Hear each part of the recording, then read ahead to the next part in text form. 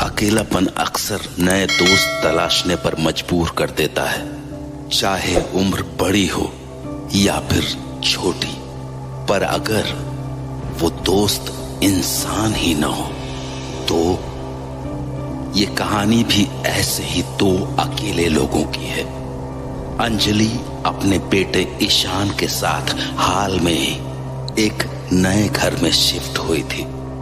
घर शहर से दूर एक सुनसान इलाके में था और आज वहां उनकी पहली रात थी। हाँ आई कम। अरे थोड़ा सब्र तो करो, निकलने से पहले मैं फोन करूंगी। तुम भी यार। मम्मी। ईशान, तुम यहाँ? क्या हुआ बेटा? आप किससे बात कर रही थी? कोई भी नहीं था बेटा, बस कुछ काम रिलेटेड था। मम्मी। हम लोग यहाँ क्यों आ गए? यहाँ तो मेरा कोई दोस्त भी नहीं है। मुझे यहाँ बिल्कुल भी अच्छा नहीं लग रहा। ऐसे नहीं बोलते बेटा, थोड़े दिनों की ही बात है बस। देखना तुम्हारा भी मन लग जाएगा। और पापा? क्या पापा? पापा कब आएंगे? मुझे नहीं पता बेटा, अभी भी उनके बारे में कुछ भी पता नहीं चला है। आप पुलिस को बोलो ना उन्हें ढूंढने को। बेटा पापा तो खुद आर्मी में हैं, उनके बारे में कुछ भी पता चलेगा तो हम लोगों को जरूर इन्फॉर्म किया जाएगा। अब जाओ, रात बहुत हो गई है ना, जाओ जाकर सो जाओ। तो ईशान अपने कमरे में चला आया, पर उसे नींद अभी भी नहीं आ रही थी। वो अपने पापा के बारे में सोच ही रहा था कि तभी उसे अपना म्यूजिक बॉक्स दिखा जो उसके पापा ने उसे बर्थडे पर गिफ्ट किया था। ईशान ने उस म्यूजिक बॉक्स को देखा और उसे बजाने लगा।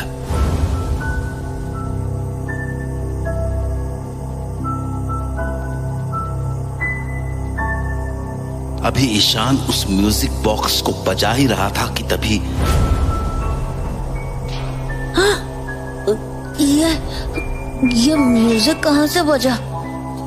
मैंने तो नहीं बजाया, फिर कहाँ से बजा?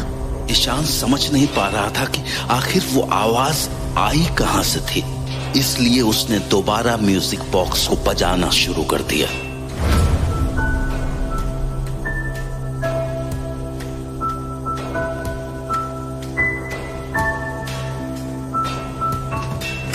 ईशान, हाँ?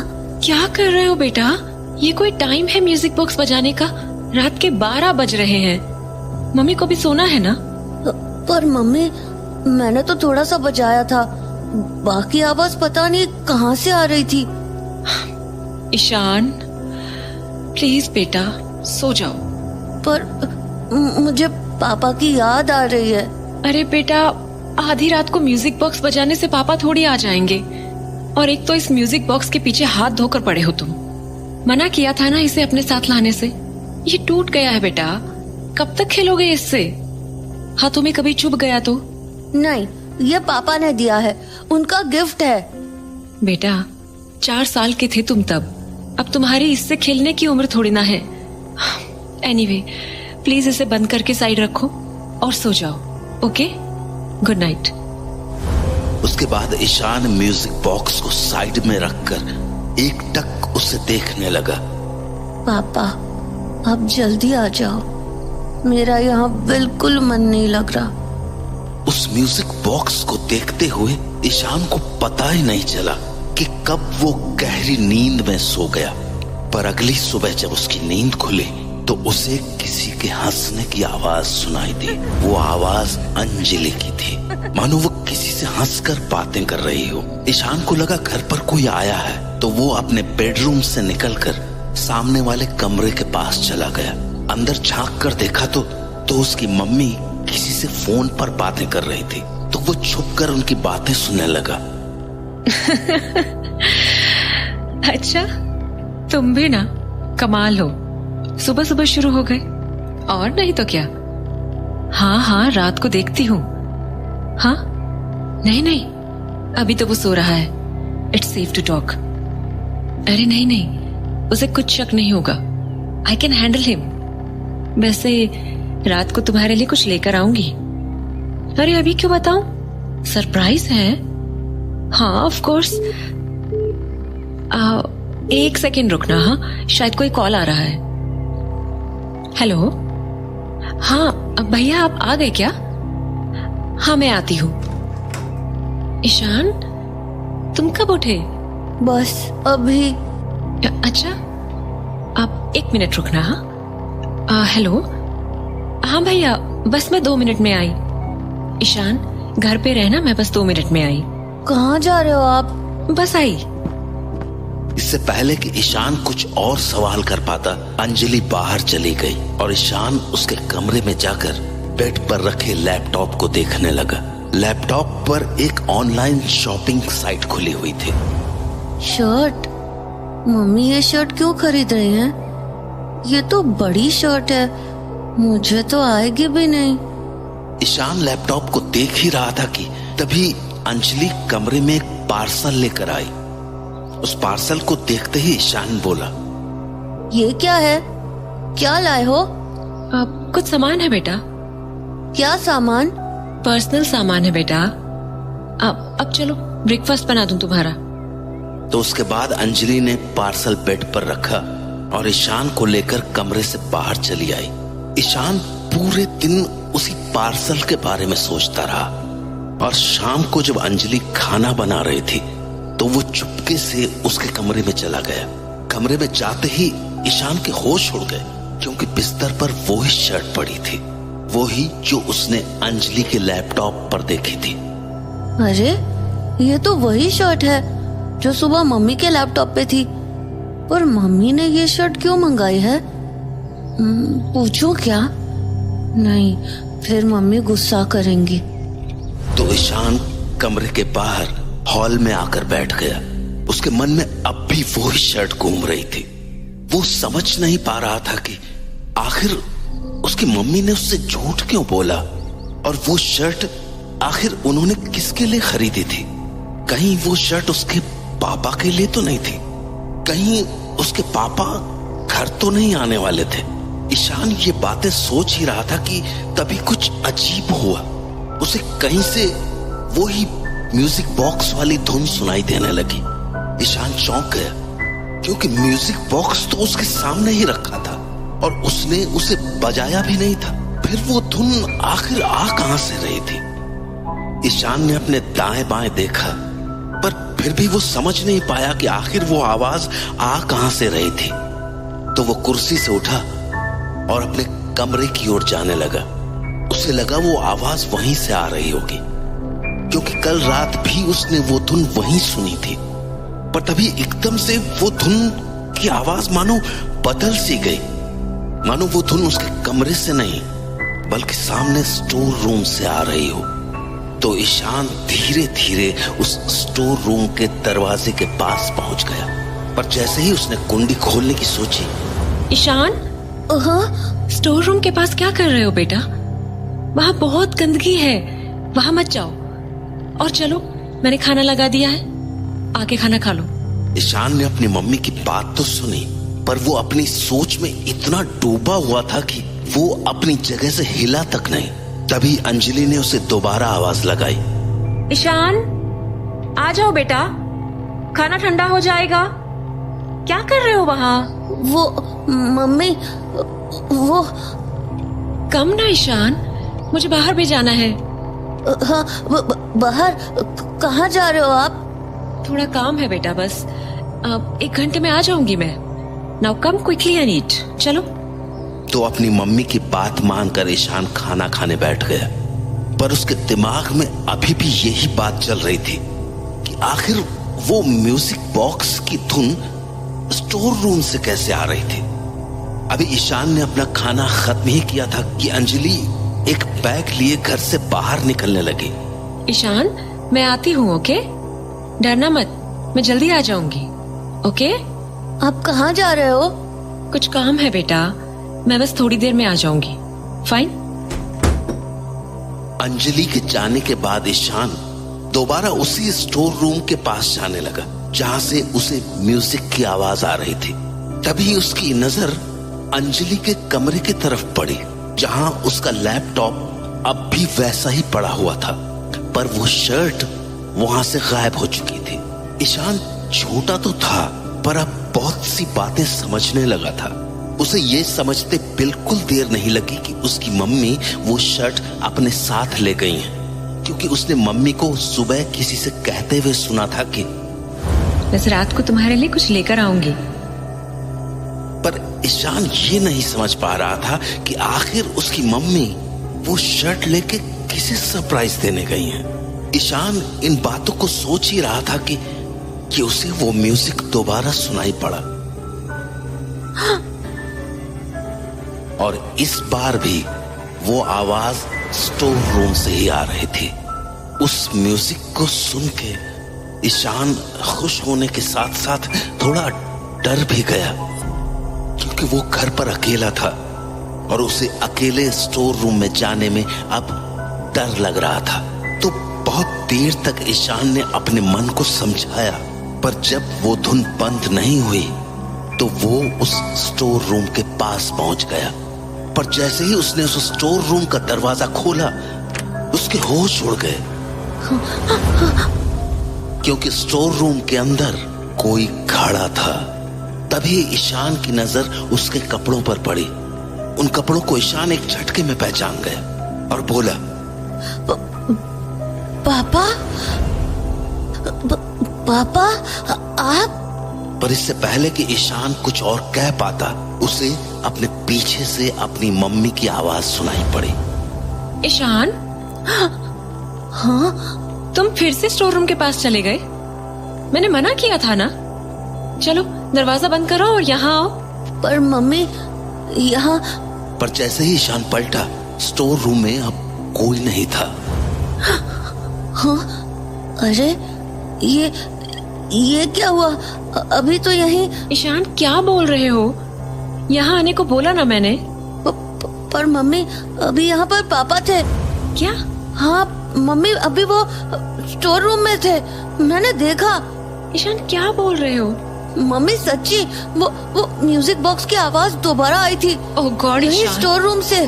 और जब मैंने दरवाजा खोला तो यहाँ पापा खड़े थे। ईशान बेटा, सेम वो आर्मी वाला ड्रेस में। इनफ ईशान, ये क्या बोले जा रहे हो तुम? मम्मी सच्ची मैंने देखा था पापा को। Ishan that's just not possible. Okay mummy, पर मैंने देखा। ईशान लिसन टू मी, मैंने कहा ना इट इज नॉट पॉसिबल। तुम्हारे पापा यहाँ हो ही नहीं सकते, समझे ना? Now close the store room और दोबारा मत खोलना वो दरवाजा। मम्मी की डांट के बाद ईशान कुछ नहीं बोला। उसने स्टोर रूम का दरवाजा बंद किया और अपने कमरे में चला गया। ईशान कमरे में चला तो आया था, पर उसका सारा ध्यान स्टोर रूम पर ही था, क्योंकि उसे भरोसा था कि स्टोर रूम के अंदर उसने अपने पापा को ही देखा था। इसलिए वो कमरे में बैठा बैठा अपनी मम्मी के सोने का इंतजार कर रहा था, ताकि वो दोबारा स्टोर रूम में जा सके। पर इंतजार लंबा था, इसलिए समय काटने के लिए वो अपने टैबलेट पर एक वेब सीरीज देखने लगा, जिसका नाम था माय हीरो। पापा आप मेरे साथ कब खेलोगे? I miss you. मैं भी तुम्हारे साथ खेलना चाहता हूँ बेटा, पर शायद अब मैं तुम्हारे साथ कभी नहीं खेल पाऊंगा। तुम्हारी मम्मी कहाँ है? बुलाओ ना उन्हें, मेरे पास अब ज्यादा वक्त नहीं बचा है। मम्मी तो बाहर गई हैं आपके लिए दवाइयाँ लाने। दवाइयाँ? सारी दवाइयाँ तो सामने पड़ी है। फिर तुम्हारी मम्मी कौन सी दवाई लेने गई है? मेरे पास वैसे भी बहुत बहुत कम वक्त बचा है। पापा आप ऐसे मत बोलो प्लीज। मैं तुम्हारे साथ हमेशा रहूंगा, मरने के बाद भी।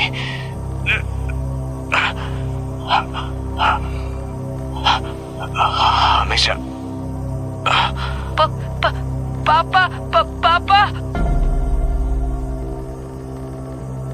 ईशान उस मूवी में इतना खो गया कि उसे पता भी नहीं चला कि कब रात के 3 बज गए। घड़ी की आवाज सुनते ही ईशान हड़बड़ा सा गया। टाइम देखने पर उसने अपने टैबलेट को साइड में रखा और निकलकर अंजलि के कमरे के पास पहुंच गया। जब अंदर झांकने पर वो सोती हुई दिखी तो ईशान स्टोर रूम का दरवाजा खोलकर अंदर चला आया। अब की बार अंदर खिड़की के पास कोई नहीं था, पर ईशान को पूरा भरोसा था कि उसके पापा उसी कमरे में हैं। तो उसने धीमी आवाज में उन्हें पुकारना शुरू किया। पापा, पापा, ईशान, पापा, आप यहाँ? Ishan, calm down. पापा, मुझे पता था आप ही हो। मैंने देखा भी था, पर मम्मी मानी ही नहीं। पर आप यहाँ स्टोर रूम में क्यों हो? ईशान, हाँ? Silence. I came here to tell you something. हाँ? क्या? यही कि I am never coming home again. हाँ? क्या? मतलब क्या? मतलब घर नहीं आओगे? आप तो यही हो। फिर? टच में ईशान, तुम खुद समझ जाओगे। हाँ? ये क्या हुआ? पापा, आपको क्या हुआ? मैं आपको छू क्यों नहीं पा रहा हूँ? क्योंकि I am dead, Ishan, dead. हाँ? क्या? It's true, Ishan, I am dead. पर Don't worry, मैं तुमसे ये बात नहीं छुपाऊंगा। Not like your mother. क्या? मम्मी को पता है कि आप तो मम्मी ने मुझे क्यों नहीं बताया? अंजलि ने तुमसे बहुत कुछ छुपाया है Ishan, but if you look carefully, you might find it all. Ishan को स्टोर रूम से निकलते निकलते सुबह हो गई। अब वो अपने कमरे में बैठा मम्मी के जागने का इंतजार करने लगा। ईशान को उनसे ढेर सारे सवाल करने थे, इसलिए वो ये सब सोच ही रहा था कि उसकी नजर अपने टैबलेट पर पड़ी, जिस पर अब भी वो वेब सीरीज पॉज्ड पड़ी थी। हेलो, तुमने फिर फोन कर दिया? कितनी बार कहा है डायरेक्ट फोन मत किया करो। मेरा पति मरने वाला है, मरा नहीं है। At least let him die for God sake. और ये मेरे घर के आसपास आना बंद कर दो। मुझे बार बार रोहन को ये बोल के आना पड़ता है कि मैं उसके पापा के लिए दवाई लेने जा रही हूँ। हाँ ठीक है, पता है हाउ मच यू मिस मी। वैसे भी आजकल में मेरा पति मर ही जाएगा, तो इंश्योरेंस का सारा पैसा हमारा। उसके बाद वी कैन स्टे टुगेदर। तब तक नहीं करना होगा तुम्हें मुझे मिस। हाँ? क्या मतलब रोहन का? क्या यार, देखते हैं ना, अगर ज्यादा प्रॉब्लम करेगा तो वी विल लीव हिम यहाँ। वैसे भी उसे अपने बाप और इस घर से कुछ ज्यादा ही प्यार है। अच्छा चलो, आई हैंग अप नाउ।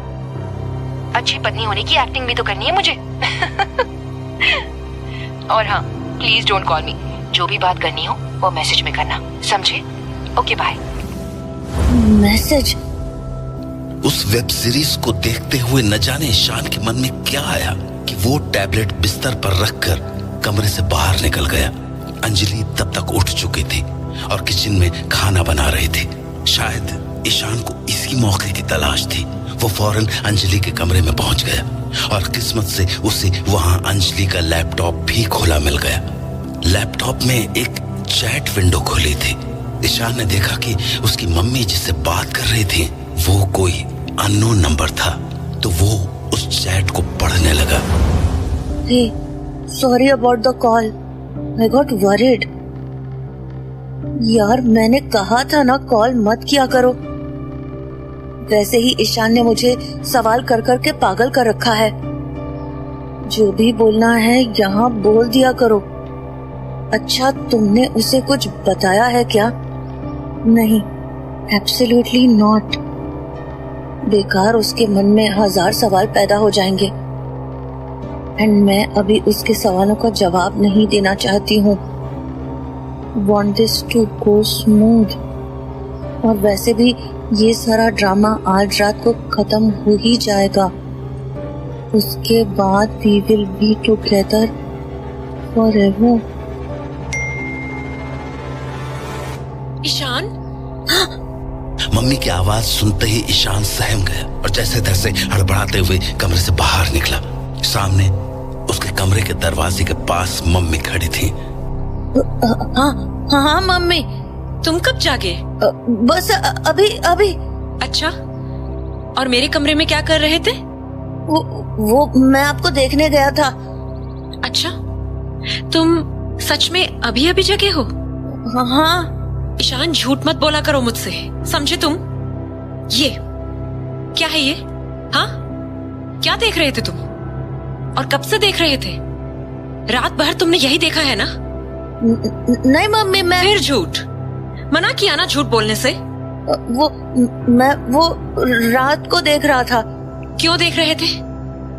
ये वही वेब सीरीज है ना, माय हीरो? हाँ मम्मी, अभी आई है। अच्छा, फिर तो ये भी पता होगा कि ये बच्चों के लिए नहीं है। पर मम्मी, ये सीरीज नहीं देखनी है, समझ में आई बात? पर हाँ या ना ईशान, समझ आई मेरी बात या नहीं? हाँ। अब सुनो, मैं शाम को कहीं जाऊंगी, so you better behave properly while I am gone, okay? ना घर के स्टोर रूम्स वगैरह में घूमना है और ना ही ये सब वेब सीरीज देखनी है। Got it? ट्राई करना कुछ पढ़ाई कर लो, क्योंकि आज रात के बाद वैसे भी मतलब आज रात को सब पता चल जाएगा। अब चलो ब्रेकफास्ट कर लो। मम्मी की बातों से ईशान का शक और भी बढ़ चुका था, इसलिए शाम को जैसे ही अंजलि बाहर गई, ईशान फौरन स्टोर रूम में चला आया। पापा। Ishan, what happened? पापा, वो मम्मी बहुत गंदी है, वो अच्छी नहीं है, वो बिल्कुल अच्छी नहीं है। और आज ना वो कुछ करने वाली है। What do you mean? मुझे नहीं पता, पर वो बोल रही थी कि आज के बाद मुझे पढ़ने का भी मौका नहीं मिलेगा। पापा, वो मुझे घर से निकाल देंगी, वो उनके फ्रेंड को लेकर आ जाएंगी और मुझे यहाँ से निकाल देंगी। I know, Ishan. Why do you think I am dead? Anjali ने मेरे साथ भी यही किया था। हाँ, क्या किया मम्मी ने आपके साथ? हाँ? I know about that friend, Ishan. I knew all about that affair of hers. But when I tried to stop her, she killed me. हाँ? आपको मम्मी ने मारा है? Yes, ईशान। मुझे अंजलि और उसके फ्रेंड ने ही मारा है। क्या मतलब आप मिसिंग नहीं थे? आपको मम्मी ने मार डाला? Yes. इसलिए कल मम्मी मुझे बार बार ये बोल रही थी कि आप यहाँ हो ही नहीं सकते। Yes. Stop crying, Ishan. You are not a kid anymore. पर जब मम्मी आएंगी तो मैं क्या करूँगा? वही जो एक सोल्जर को करना चाहिए। You have to fight and you have to win. Do you understand? Don't forget, Ishan, what she did to me. You have to win, or else you will be dead like me as well. Do you understand? तो Ishan store room से बाहर चला गया और कुछ ही देर में अंजलि घर वापस आ गई। पापा, मम्मी आ गई। Don't worry, बेटा, मैं हूं ना। Be brave. अभी ईशान ने खुद को संभाला ही था कि अंजलि घर का दरवाजा खोलने लगी। वो दरवाजा खोलकर अंदर आ ही रही थी कि ईशान को उसके हाथों में एक चाकू सा दिखा और उसने जोर से उसके हाथ पर अपना हाथ दे मारा, जैसे वो चाकू जमीन पर गिर गया और ईशान ने दरवाजे को जोर से बंद कर दिया। ईशान, ये क्या कर रहे हो? पागल हो गए हो क्या? दरवाजा क्यों बंद कर दिया? नहीं, मैं नहीं खोलूंगा। आप बहुत गंदी हो, आप बहुत गंदी हो। ईशान, क्या बोल रहे हो? दरवाजा खोलो। नहीं नहीं नहीं खोलूंगा। आपने पापा को मार डाला, अब आप मुझे मारने आए हो। नहीं खोलूंगा। Ishan, what nonsense! ये तुम क्या बोल रहे हो? पागल हो गए हो क्या? Just open the dam door now. नहीं खोलूंगा, मैं नहीं खोलूंगा। ईशान, मैंने कहा दरवाजा खोलो। Well done, Ishan. Ishan, Don't back down. Be brave, Ishan. Be brave. Ishan, open the door Ishan. नहीं।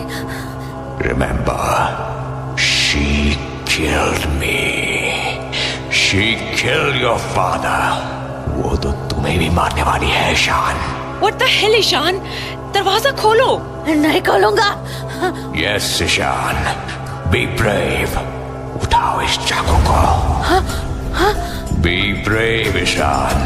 You know it. You know she deserves it. Ishan, open the door right now. She deserves to die, Ishan. Ishan, Kill her, Ishan. Kill her. Kill her. God damn it, तुम ही कुछ करो please. Ishan, Ishan बेटा। पापा, पापा तो यहाँ कहाँ गए? ईशान बेटा, क्या हुआ बच्चे? दरवाजा खोलो ना। ईशान को कुछ समझ नहीं आ रहा था। पापा की उस आवाज ने उसे हिला कर रख दिया था।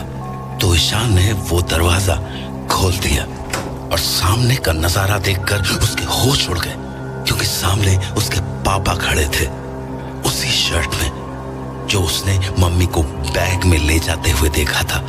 पापा के ठीक बगल में अंजलि खड़ी थी, जिसके हाथ में एक केक था जिस पर वेलकम होम पापा लिखा था। पापा, आप तो मर गए थे ना? What? क्या बोल रहे हो ईशान? मैं तो सामने खड़ा हूं तुम्हारे। तो फिर ये क्या हुआ? अगर ईशान के पापा जिंदा थे तो वो कौन था जिससे ईशान बातें किया करता था? ईशान के माता पिता इसी सवाल का जवाब जानने के लिए एक साइकियाट्रिस्ट के पास पहुंचे। सो मिस्टर विशाल, आप मिलिट्री में हैं? Yes doctor. पिछले कुछ महीनों से कहाँ थे आप? मैं एक सीक्रेट मिशन के लिए अंडरग्राउंड हो रखा था। और ये बात आपकी वाइफ जानती थी, राइट? यस डॉक्टर, बस ईशान नहीं जानता था। सो मिस अंजलि, ईशान ने तो आपसे काफी बार पूछा होगा अपने पापा के बारे में। क्या बोलती थी इसे आप? यही कि मुझे नहीं पता। और इस पे ईशान का क्या रिएक्शन होता था?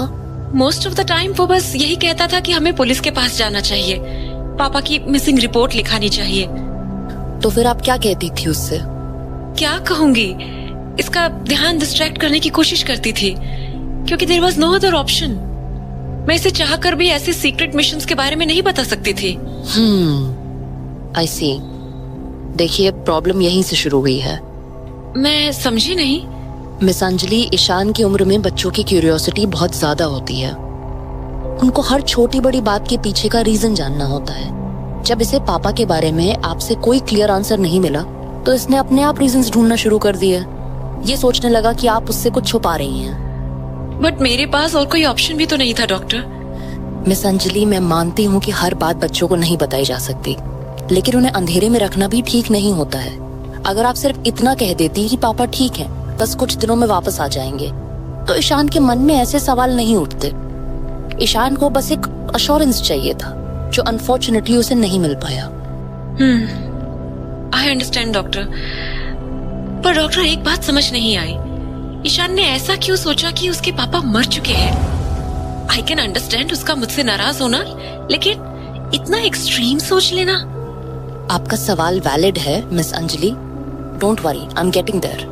लेकिन पहले ये बताइए, क्या ईशान किसी से बात करता था? कोई फ्रेंड या रिलेटिव? नहीं डॉक्टर, हम दोनों काफी आइसोलेटेड जगह पे थे, सिक्योरिटी रीजंस की वजह से। वहाँ मेरे और ईशान के अलावा कोई नहीं था। और क्या आप इसके साथ इनफ टाइम स्पेंड कर पाती थी? टू बी ऑनेस्ट डॉक्टर, हम लोग हाल ही में उस घर में शिफ्ट हुए थे, तो मैं भी धीरे धीरे ही चीजों को समझ रही थी। ऊपर से विशाल के सीक्रेट मिशन वाले सिनेरियो में मैं थोड़ी बिजी भी हो गई थी, सो ईशान को प्रॉपरली टाइम नहीं दे पा रही थी। ओके, तो फिर ईशान बात किससे करता था? I mean, there has to be something और सम प्लेस ना, जहाँ ईशान अपना टाइम स्पेंड करता होगा। Well, most of the time तो ये अपने उस म्यूजिक बॉक्स को बजाता रहता था जो उसे विशाल ने गिफ्ट किया था। उसके अलावा तो हाँ, ये एक वेब सीरीज देखता था, माई हीरो करके। My hero? Sorry, I am not familiar with it. क्या स्टोरी है उसकी? आई थिंक एक बच्चे की कहानी है। अपेरेंटली उसकी मम्मी का अफेयर चल रहा होता है and she ends up killing her husband. There you go. So you mean Ishan को लगा कि मैंने विशाल को मार दिया है? Oh God. Worse miss Anjali, worse. Ishan उस वेब सीरीज में इतना खो गया कि उसी को अपना सच मानने लगा। उसने खुद को उस बच्चे की जगह रख लिया और सोचने लगा कि जो उस कहानी में हुआ वही उसके साथ भी हो रहा है। मेडिकल टर्म्स में से डिसोशिएटिव आइडेंटिटी डिसऑर्डर कहते हैं, जिसमें इंसान खुद की आइडेंटिटी को भूल करके किसी और की आइडेंटिटी अपना लेता है। इसीलिए इस एज ग्रुप में it's very important to monitor बच्चा क्या देख रहा है, क्या सुन रहा है, क्योंकि अभी इनका सबकॉन्शियस माइंड एक कोरे कागज की तरह होता है और एक बार उस कोरे कागज पर कुछ छप गया तो बच्चे उसी को सच मानने लगते हैं। We understand, doctor. But I still can't understand this कि ईशान मुझसे कैसे बात कर पा रहा था जबकि I wasn't even there. आपकी एब्सेंस का असर ईशान पर काफी गहरा था मिस्टर विशाल। किसी भी बच्चे के पहले दोस्त उसके माँ बाप ही होते हैं, पर जैसे कि मैंने पहले भी बताया, अगर बच्चों को उनके जवाब माँ बाप से नहीं मिलते हैं तो वो बाहर जाकर अपने दोस्तों से उन जवाबों को ढूंढने की कोशिश करते हैं। पर जब वो भी पॉसिबल नहीं हो पाता तो वो खुद से बातें करने की आदत डाल लेते हैं, as if they are talking to an imaginary friend, like diary में अपने थॉट्स लिखना। बट प्रॉब्लम तब होती है जब कुछ बच्चों को उनका इमेजिनरी फ्रेंड दिखने लगता है। उन्हें लगता है कि वो किसी और से बातें कर रहे हैं, लेकिन असल में वो अपने ही मन के एक टुकड़े से बात कर रहे होते हैं। ईशान ने भी ऐसे ही अपने अकेलेपन में स्टोर रूम को अपनी इमेजिनरी दुनिया बना ली, जहां वो अपने इमेजिनरी पापा से बातें किया करता था।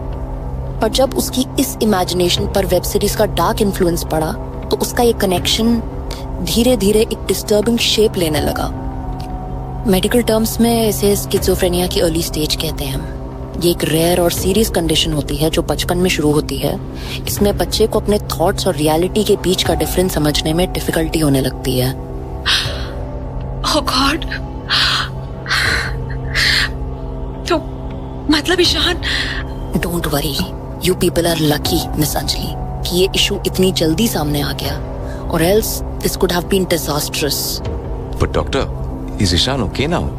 Don't worry, he will be fine. जैसे मैंने कहा, ये डिसऑर्डर बहुत अर्ली स्टेज पे डिटेक्ट हो गया है।